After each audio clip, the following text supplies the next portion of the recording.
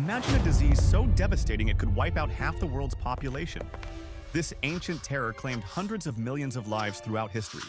Its shadow stretches across centuries, leaving an indelible mark on human culture and memory. Today, we delve into the chilling story of the plague. While 7 types of plague exist, our focus today is on the most infamous, the bubonic plague. This deadly illness was primarily carried by fleas, which then infested rats, effectively turning them into carriers that spread the disease far and wide. These infected fleas would leap onto humans, biting them and injecting the lethal pathogen directly into their bloodstream.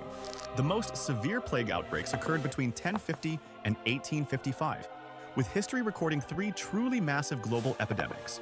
The first major epidemic originated in Egypt.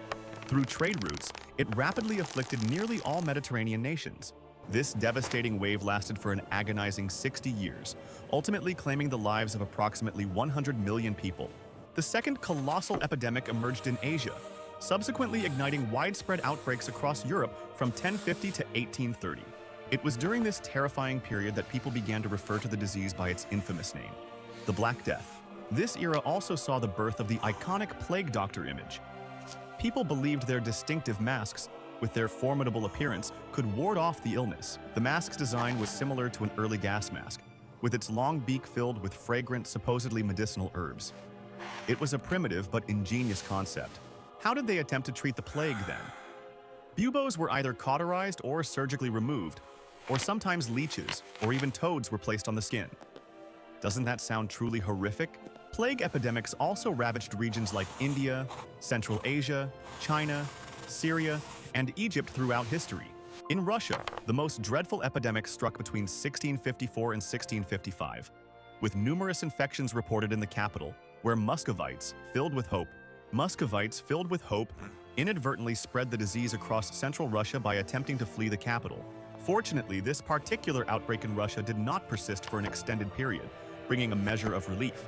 The third plague pandemic commenced in 1855, emerging from numerous natural hotspots in central and southeastern China. Once the epidemic reached coastal areas, steamships rapidly carried the plague to every corner of the globe. Significant outbreaks were documented in various port cities, with Hong Kong and Bombay experiencing particularly severe impacts.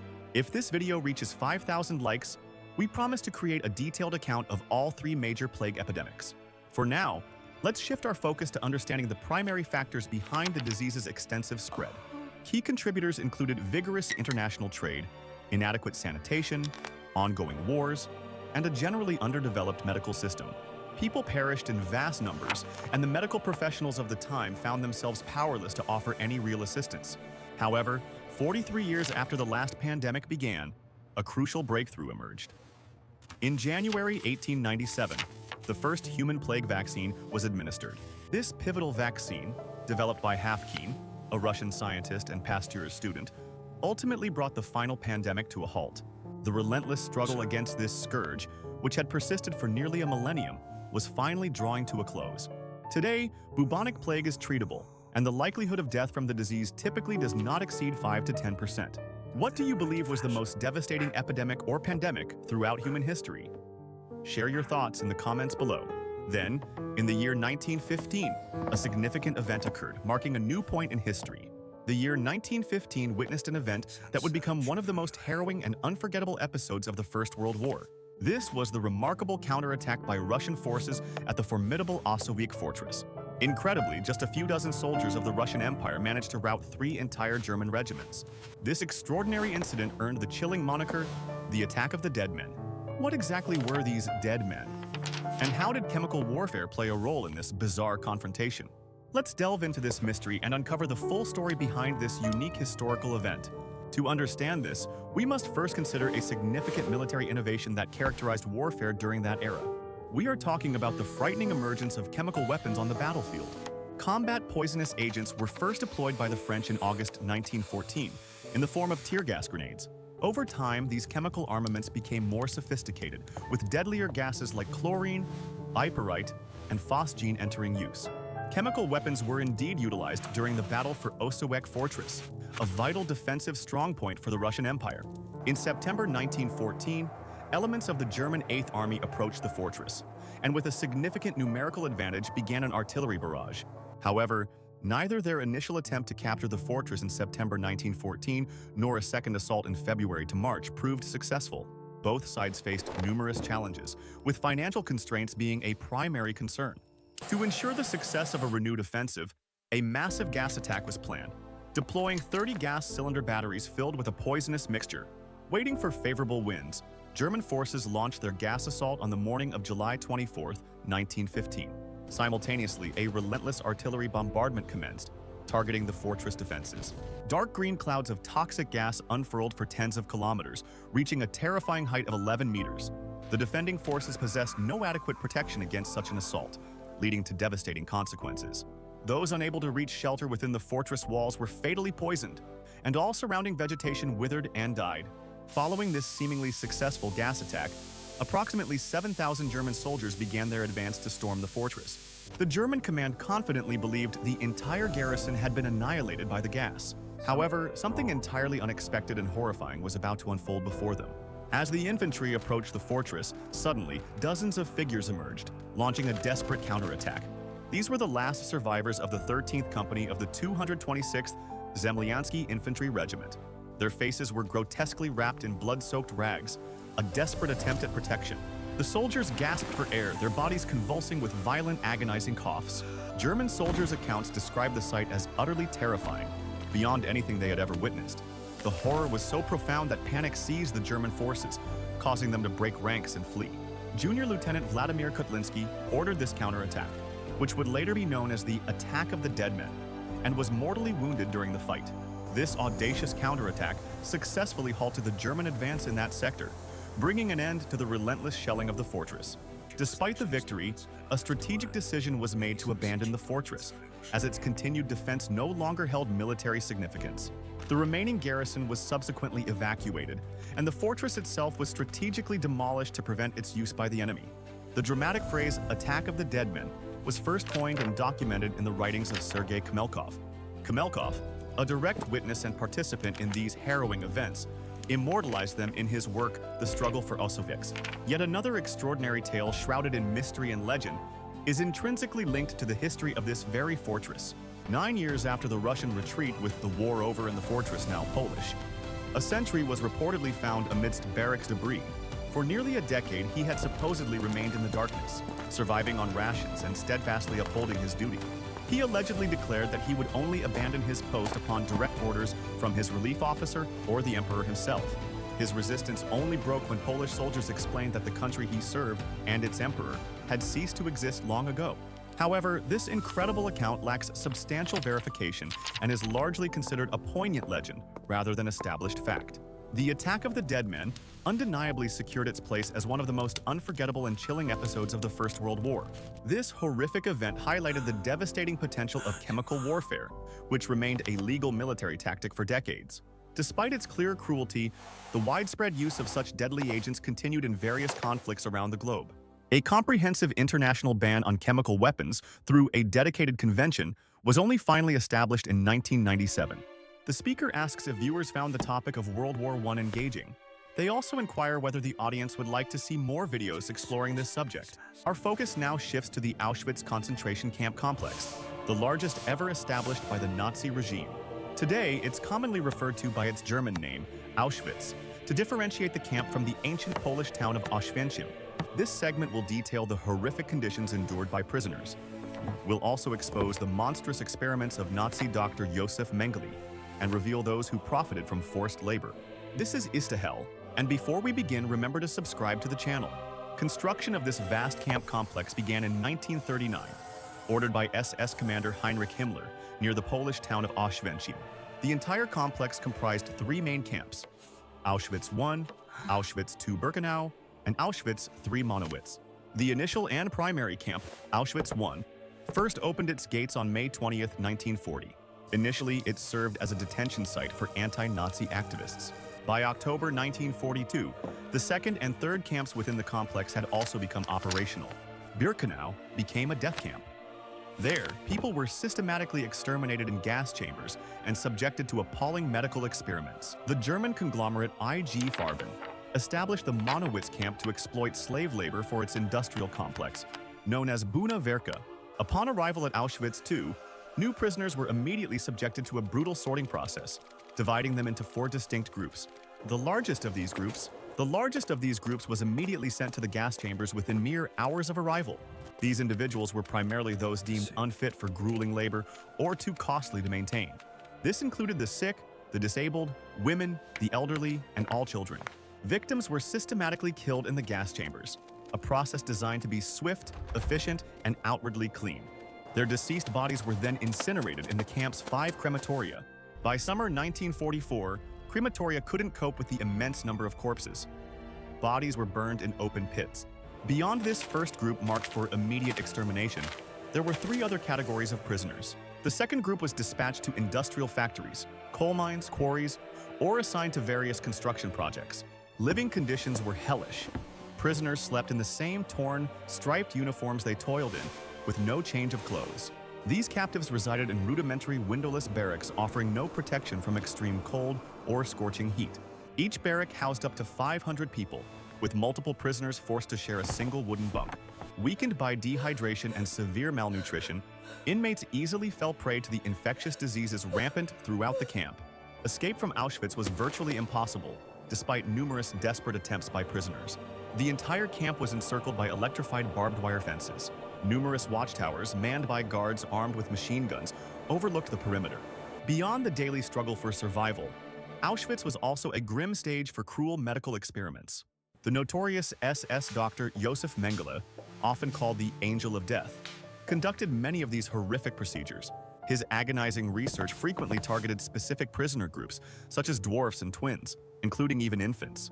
These painful and traumatizing experiments were inflicted upon helpless inmates, often from the camp's 3rd group of prisoners.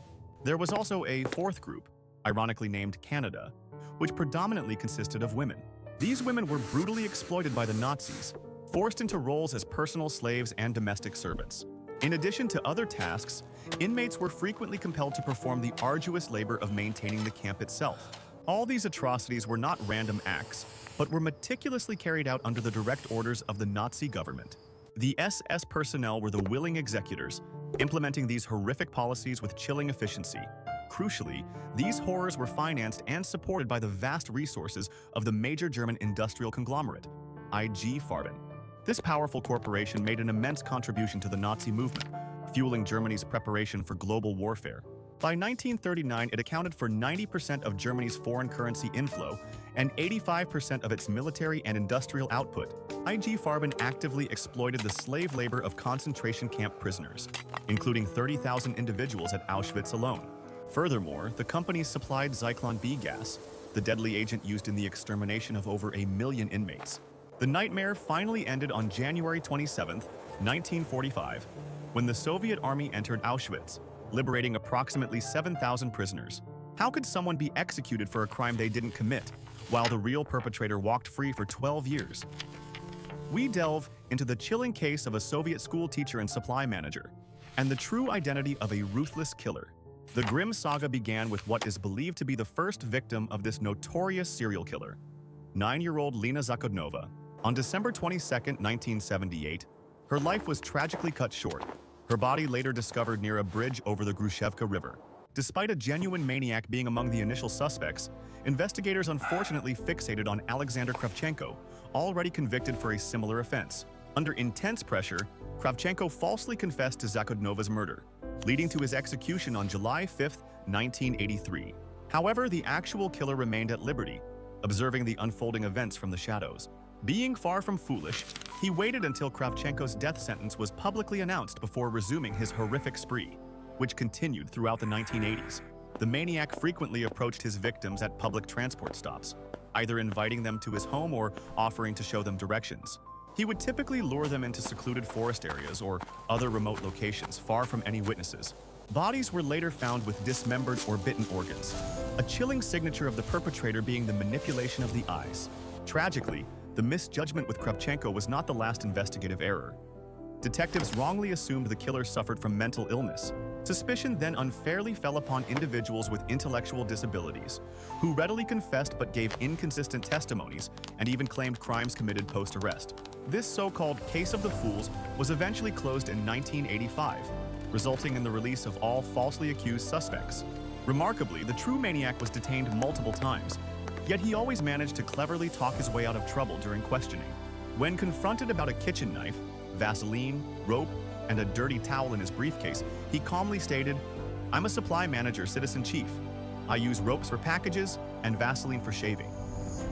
In December 1985, Isa Kostoyev took charge of the investigation. December marked the launch of Operation Forest Belt, the most extensive law enforcement effort in USSR and modern Russian history. This massive undertaking involved the examination of approximately 500,000 individuals, leading to the resolution of over 1,000 various crimes. Ironically, the true killer actively participated in this operation, serving as a volunteer patrolling train stations. Psychiatrist Alexander Bukhanovsky played a pivotal role, tasked by police to construct a psychological profile of the perpetrator.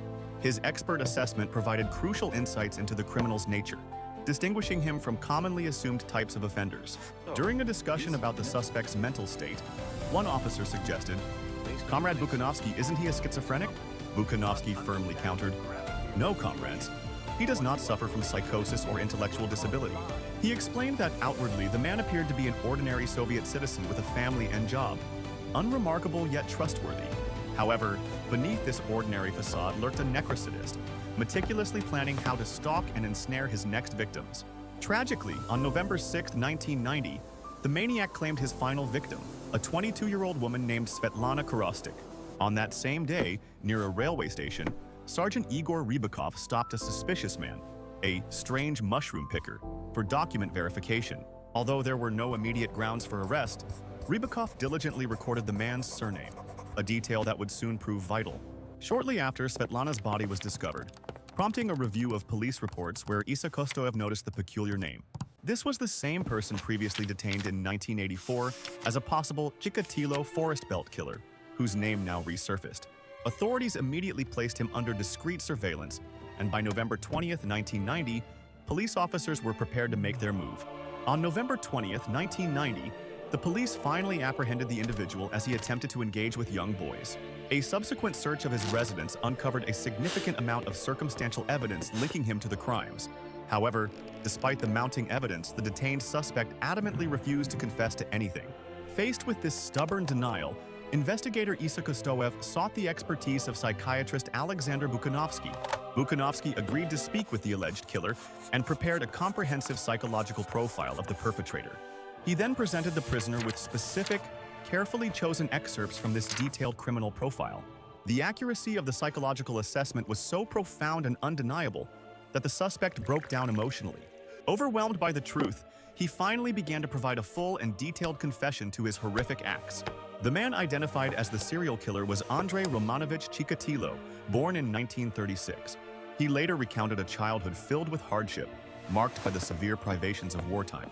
Chikatilo described enduring hunger and constant humiliation from his peers and fellow servicemen. Notably, even before committing his first murder, Chikatilo had engaged in harassment of female students and orphanage residents. Remarkably, this notorious murderer was a married man and a father of children. The ensuing trial was a tumultuous affair, with victims' relatives vociferously demanding that Chikatilo be handed over for summary justice. Though the criminal attempted to feign mental illness, he was ultimately declared sane and convicted for 50 proven victims. The court ultimately condemned Chikatilo to capital punishment for his heinous crimes. On the 14th of February 1994, Andrei Romanovich met his final end by execution.